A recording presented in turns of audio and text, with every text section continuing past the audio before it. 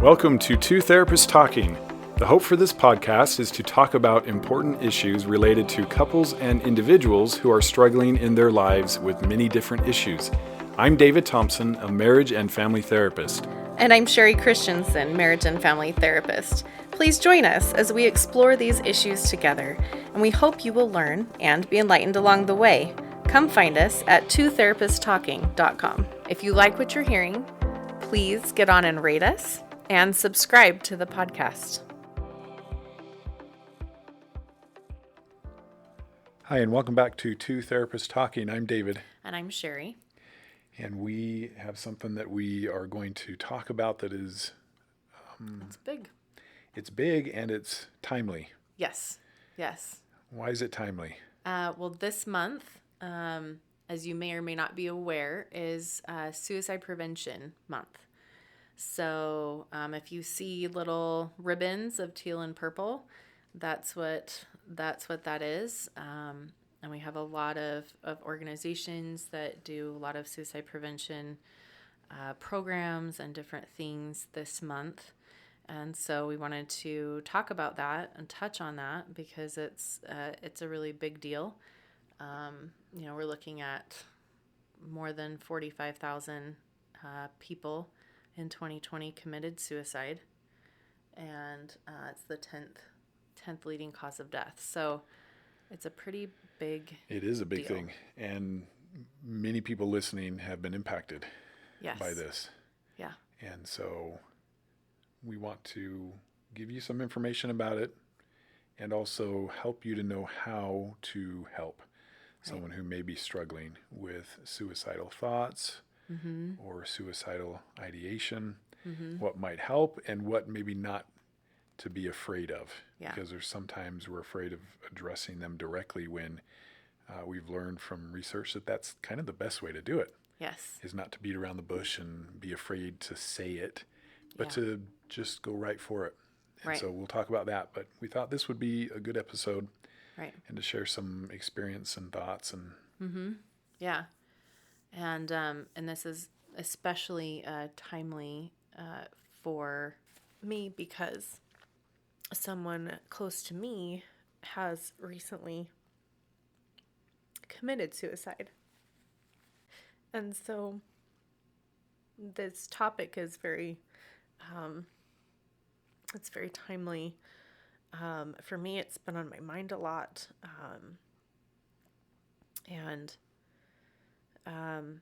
And things can happen even when people around them are doing everything right, which I believe was absolutely the case in this situation. And so it's just important, I think, to talk about. So we want to talk about how some of the risk factors, some things to watch for. And again, if this happens to you and if someone that you love commits suicide, it doesn't mean that you did something wrong. It doesn't mean that you didn't watch for the right things or see the right things in time or any of that, that you didn't do the right things ahead of time. Not at all. And in fact, many people who have loved ones that have committed suicide really did all the right things. They did the very best that they could. We just want to help maybe people who haven't thought about it recently to think about some of the things and the ways that they can be more aware for their loved ones, for other people around them, and try to help get as much support as we can for people. And, for some that will make all the difference, and for others it can be just a little bit too hard anyway. yeah, I think that that's a really important point. And, lots of resource guides talk about this as one of the very first things is you cannot blame yourself. And even when you've done everything and you love them, love cannot save them. Right. It's a complex issue. And It is. this is, I'm sure, what the biggest struggle is for someone who loses someone close to them. is I could have done more. Why didn't I do more? Right. And I'm sure that that is a long, hard, grieving, mourning process. Yes. But at least what we know is you can do everything right, and this is a place that they're in, Yeah. and not because you missed something. Right. Absolutely. I think, when we talk about oftentimes with suicide, it's not that they want to die even, although those thoughts are coming, right? When you have suicidal ideation and suicidal thoughts. But it's that they don't want, or that they want the pain and the everything that's going on for them emotionally and mentally to stop. Yeah. And I think it's so important to, as we're talking about, that it's not your fault if someone close to you has committed suicide. When we talk about this being a complex issue, when you look at brain chemistry and things like that, because some of the unhelpful things that people will say or talk about is like, well, why would they want to do something like that? Why is, it's just so sad that people just don't want to keep living, or, just different things like that. And that it's extremely insensitive because you don't know what it's like to be that depressed. Right. And it's not always something that is controllable initially, right? Like, you have to go through that process of recognizing that that's where you are, and getting medication and finding the right medications and doing the therapy and all of that, which is all extremely challenging when you're in a depressed state anyway, right? And some medications can make it worse, right? And so there's all of these factors that are involved, but when you don't have the right chemicals in your brain, it's just extremely hard. Yeah. And I think kind of a religious corollary to that is God's mercy, and I believe this, is not lessened one bit. So this idea that maybe they were, despairing and deep in sin and took their lives, and now maybe things are not going to look so good for them on the other side. Right, because they took their life, so now they're doing something terrible. Right, which people have heard Yes. at funerals and Yes. pastors giving remarks. And I think that it's important to note that God's mercy is not any less, and his love is constant, and he's the only one who can judge. And so hopefully there's a lot more hope and maybe peace that comes. Yeah. And of course everybody has a different, perspective on God, so I'm not trying to put mine on anyone, but I don't see God as a God who, just because you don't have enough of the right chemicals in your brain, to say, well, nope, you're out. Like, you've done something horribly wrong. And so it's over for you. I think wanting things to be okay, wanting to not be in so much pain is, a big reason why these types of things occur. And so if we can recognize that as we're stepping into places with individuals in our lives who maybe have ideation around it, or thoughts around it, to understand that this is kind of where it's coming from. And so how can we support that person, that space, understanding that this is often what is really underneath it. Right, and I think that that's an important guide. So what Sherie said, they don't necessarily want to be dead. They just want things to be okay. And that's a pretty common theme. Right. When someone is suicidal, it's not that they're fixated on they need to be dead. They're just so overwhelmed that they need to be okay, and death is the way for them to be okay. Yeah, they don't see any other And way. so with that in mind, you think of how would you support somebody who needs to be okay? And it's what your gut tells you. Yes. It's to listen and to love, not to judge, not to be critical, not to offer lots of solutions, Right. but to just listen. Mm-hmm. I kind of think of this issue almost like if you were a policeman and you're trying to talk somebody off the ledge and you're Yes. sticking your head out the window and they're saying, I'm going to jump, I'm going to jump. And you probably wouldn't approach it with, well, that would be stupid to jump. Don't you think? Right. And you're like trying to reason this out with them. Right. That's not going to help. What would help is to say, it looks like you're really hurting. Tell me Yes. about that. Yes. And ask them questions. So this is one of the most important things that, research has taught us. Ask questions. And by the way, despite kind of maybe how we feel, it's good Mm-hmm. to ask directly if you feel suicidal. That Yeah. does not increase the risk of suicide to say, are you feeling suicidal? Yeah. And we'll even give you a little hint on some of the training that we get around suicide prevention that therapists have to do regularly, Yep. right? Is you don't even necessarily use the word suicide. You actually say, are you thinking about killing yourself or taking your own life, right? Because you want to be very direct about it. And even the word suicide or thinking about maybe doing something, when you start to get into that, like you want to be extremely direct about it because that brings up in their mind that accountability and responsibility for taking their life, for killing themselves, right? So that is, we can talk about suicide, but also just be aware that that's some of the language that we're taught to use because of the like accountability that brings up in their mind. Yeah, and they appreciate the directness. Mm-hmm. I remember a story, I'm trying to remember his name. He jumped off the Golden Gate Bridge and he survived. And he came and he spoke to the boys at a treatment center where I was working. And I think he has a book and everything. But he talked about how walking to the middle of the bridge, he was not really wanting to do it, but felt like he had to. Mm-hmm. And he was looking around, hoping somebody would make eye contact and just know what he was feeling and going through. And nobody Yeah. did. And so there was part of him that was pleading for help, but not Mm-hmm. being direct. And so we need to be direct. Mm-hmm. And again, we've learned that that's actually helpful and good, and they will share. There's this fear kind of that like they want to keep it a secret and you might be onto them and that will somehow, push them in that direction. But we really haven't found that to be the case Right. because they want to be heard often, Yeah.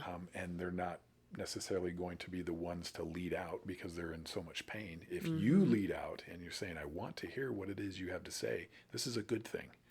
Right. And Right. so, Yes. Talking about it does not, research over and over has shown, it does not increase the likelihood that it will right, happen. It actually decreases right. the likelihood that it will happen. So, asking a lot of these questions, looking for some of the warning signs, like risk factors, warning signs, are really important as well. So, let's talk about some of those. Yeah, warning signs. What we know, some of these may be a little bit obvious, but it's good to go through them. So, if there has been a history of attempts, if there's Right. been any attempts in the past, it's more likely that they will attempt Mm-hmm. again. And so, knowing that, if there is a family history of attempts, and this is something often that I'll mention in therapy. Sometimes people come in and they're really kind of thinking about this, but Mm-hmm. they have children. And it Right. often is very helpful to them, I've found, if I let them know that, hey, if you were to kill yourself, the Yeah. likelihood that one of your children also do is much Mm-hmm. higher. Yes. And that often alone is enough for them to go, oh, wait, I don't want to impact my children that way. Right. And so that can be a helpful thing. Right. Yes. Yeah. If there's a family history of attempts, that increases that likelihood for sure. And also, if there's a family history of depression and other Yeah. mental illness, and if they themselves have mental illness, right? You want to be, or depression, you want to be just aware of that. They're really good conversations to have. Yep. If if you know someone has has depression or has been really struggling with things recently, to just talk about it. Even like, and we think, oh, well, we don't want to like intrude in Right. that way. Like, Right. whoa, that like might feel like it's coming out of, left field. But, you can ask some of those questions like, hey, I just want to check in on you. And I was just listening to a podcast recently, and they were talking about the importance of just checking in with people. And I just want you to know that I'm here and I really care about you. And I want to, hear you and see you. And, is that something you've ever considered or thought about? Or, what? And if the answer is no, then people just tell you, Yeah. right? But if the answer is something different, if it is yes, then you've opened that door and said, like, it seems like this is something that can happen regularly, or is something that can absolutely come up with depression, and I just want to make sure that you're okay. I just want to hear what you have to say around that. Which communicates care and concern and love. Yes. And that's the key. Remember, if you want to be okay, Yes. that's important that you feel that way. Right. And you Yes. can play a very important role in that if others in their lives maybe aren't doing that as much, and that's contributing to feeling isolated or alone. You come along and you're direct and you're asking questions, and that communicates importance. Yes. And so, yes. Yeah. If you just want the pain to stop and you just want to feel okay, if you think about times that you've felt a lot of emotional or even physical pain and have talked with someone about it and just shared how you were feeling, right. it dissipates. We know this from lots of studies. Tons of Just research. a stranger being present when somebody's Yes. administered electric shocks, their stress response comes down being with somebody. Yes. Just being with somebody. It could be a stranger. And so we really have a need to be connected, which, by the way, chronic pain is a risk factor. And so Yeah. someone who chronic, this is ongoing and probably not much is helping. And, you think about lots of back issues and things where it's years and years and how hard that would be. And so something to be aware of. Yeah. And again, a lot of these things that we're talking about, these make sense, right? Yeah. Just being in this much emotional, pain or depression where it's just a darkness. And, sometimes it's easy to judge on the outside and say, oh my goodness, like, why would you, why would you do that? Or nothing is that bad, or, Yeah. whatever. Those things are so unhelpful. If you really understood and really sat with someone and understood what was going on for them, the reasons make sense. And of course, we don't want them to carry that out. Right. But it's important to be able to empathize and say, wow, yeah, I get that. Yeah. And what can we do? How can we help and be there for you with, with it feeling like that, so that you don't have to feel like this is your only option. Yep. You can probably assume that there's some other, exposure to family violence. If there's physical or sexual abuse, these are all risk factors. Right. And Substance use. These substance kind of things. use, definitely. And a few things can kind of, clue you into maybe this is where they're at. Obviously, if somebody is withdrawing from family and friends, they don't do things that they used to enjoy. They appear to have pulled away from things that they once loved. And it's kind of surprising you or making you wonder if something's going on, because they don't seem to be themselves. Right. Lack of interest in things, Right. and not having really plans or direction for the future. If they're talking about it, if they threaten it, obviously, Yeah. like this is, well, I should just kill myself or something like that. References to things being really unbearable or overwhelming. Yep. And then even stronger ones are things where they're actually like saying goodbye, where they're giving things away. Like those are very, like someone's very close to the edge if they're doing those things. Yeah. And again, I think a risk factor definitely is loss. yes. My wife's grandfather committed suicide, and his wife had passed about, I think it was a year before or less. And he was very methodical, and he just started giving things away. And people weren't really putting two and two together because he didn't seem like a risk factor, but Yes. suddenly his life had changed completely. Yes. And she was his whole world. And with her gone, just everything changed for him. Yeah. And so that is a risk factor. And, we spend a lot of time focusing on the youth, Mm-hmm. and rightly so. They need a Right. lot of attention. Right. But the highest risk age factor for suicide is middle age to later age. Mm. Yeah. And so they need attention too. I had Yes. someone in my office recently say, we put a lot of effort into helping the youth with this, when really, middle-aged men probably need the most support because Mm-hmm. they have a lot of expectations and a lot of pressure, and you lose your job, something changes, you feel like everything is dependent on you, you've let the family down. I mean, there's a lot of pressure on, you know, these men especially. Men are higher Yeah. risk than women, but so Yeah. these are some really good things to be aware of again. Mm-hmm. Yeah. And again, if you're unfamiliar with some of those statistics and how that works, men are more successful, but women attempt more. So they tend to do things, women tend to attempt in ways that are less effective, let's just say. So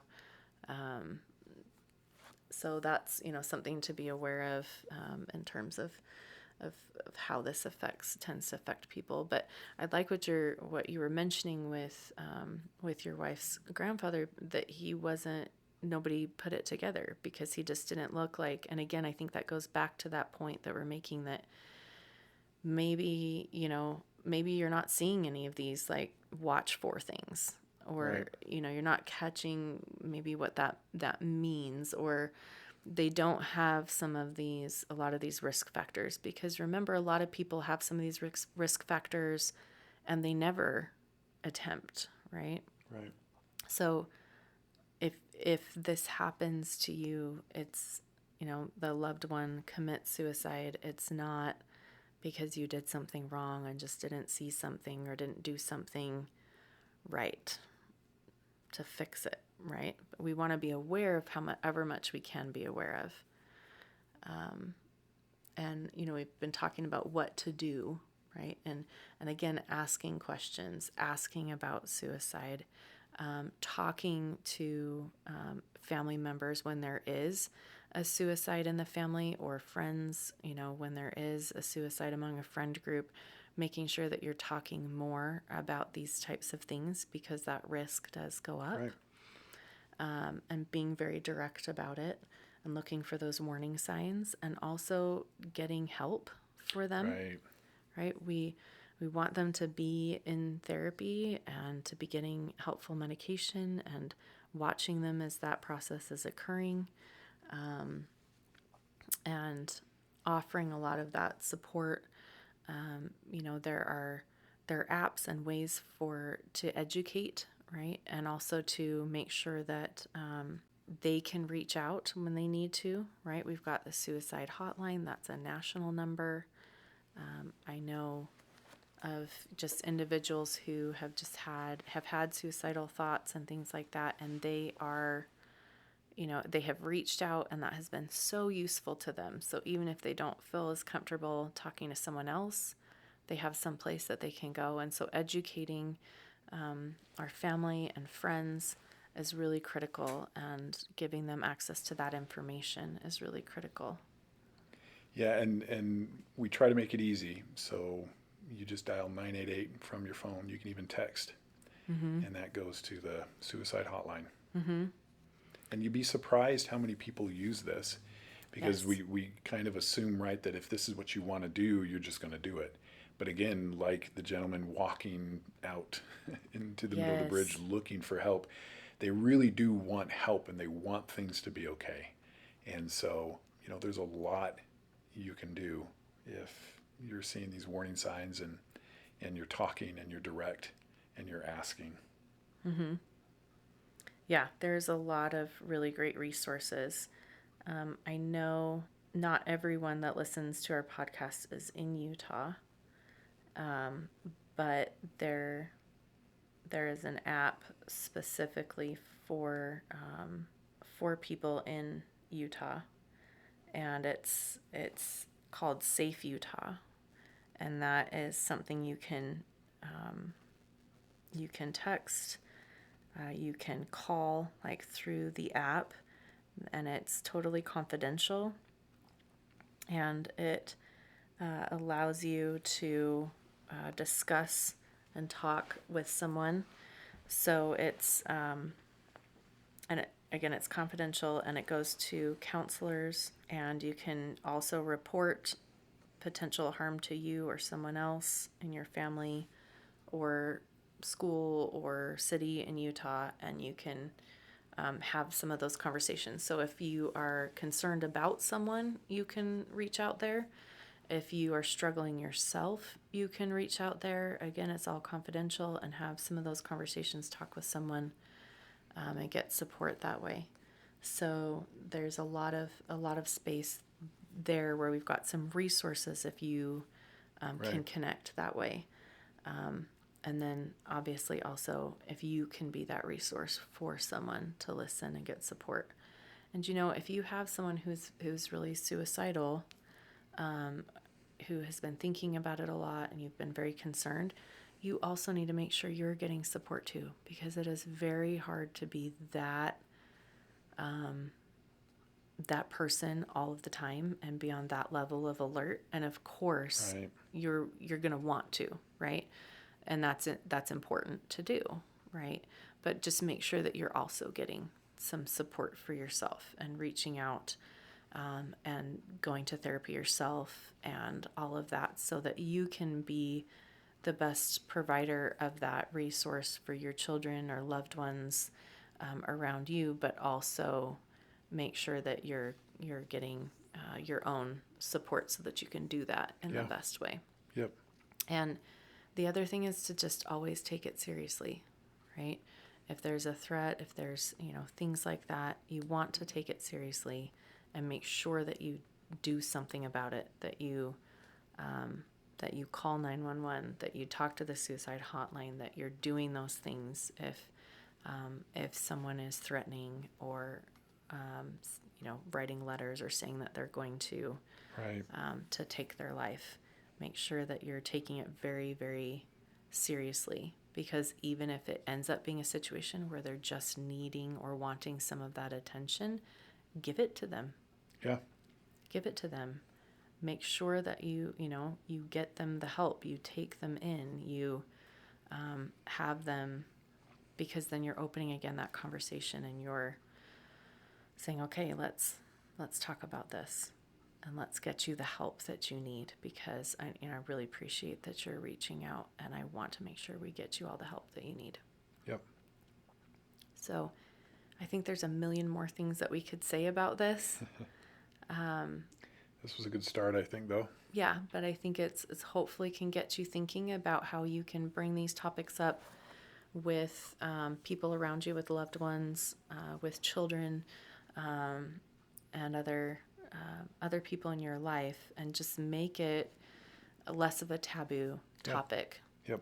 Because you may end up touching someone who you had no idea was even depressed, let alone suicidal. And we can, if we're all working on this and talking about this and making it more a part of our life and our conversations, we can all end up touching some people and doing some good and helping. So thanks for joining us. I hope this was helpful. Yeah, a little bit of a somber topic, but I think very, very, very critical, and something that we all want to do more of in our lives. So thank you for joining us. We'll talk to you soon. yes.